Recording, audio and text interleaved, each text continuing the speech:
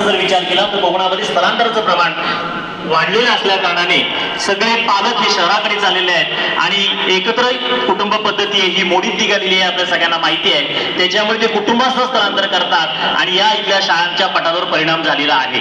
परंतु एक भूमिका थोडी खेदजनक आहे ती मांडावी लागेल की आपण सगळेजण या संघटनेचे कार्यकर्ते आहोत आणि संघटनेला कार्यकर्ता टिकवावा लागतो आणि टिकवावा लागल्यानंतर कधी कधी थोडं जास्तीचं बोलतोय पण त्याची लाड सुद्धा पुरवावे लागतात. की आम्ही जेव्हा जिल्ह्यामध्ये काम करतो तेव्हा आमची बहुतेक जे बांधव आहेत कोकणाचा विचार केला तर कोकणामध्ये जी भरती होते ती भरती कोकणातील होण्यापेक्षा साधारण आपल्या इतर जिल्ह्यातून ती जास्त होते.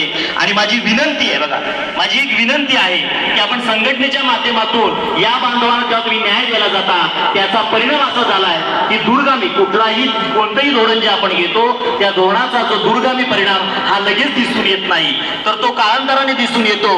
आणि म्हणून संघटना आपण सगळ्या पाहिल्या, कोणत्याही राज्यातील इतर संघटना असतील आपली संघटना असेल तर सन्माननीय पदसंख्या जी असते त्या संख्येला माणूस काय करतो, संख्येला भर देतो आणि संख्येचा विचार केला तर इतर जिल्ह्याचे पदाधिकारी किंवा कार्यकर्ते हे आपल्या संघटनेचे जास्त आहेत आणि कोकणातली संख्या ती कमी आहे.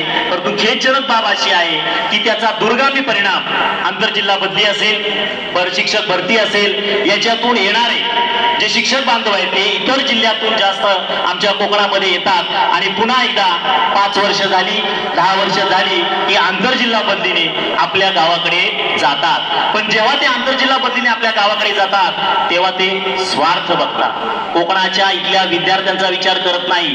तुम्ही जर या ठिकाणी रोजीरोटी मिळवत असाल तर कोकण विभागानुसार सुद्धा निर्णय घेतला पाहिजे. आम्ही मागच्या सुद्धा सर्वेमध्ये म्हटलं होतं की जिल्हा बदली जी असेल किंवा आंतरजिल्हा बदली असेल तर यासाठी कोकणासाठी वेगळा क्रायटेरिया लावण्यात यावा.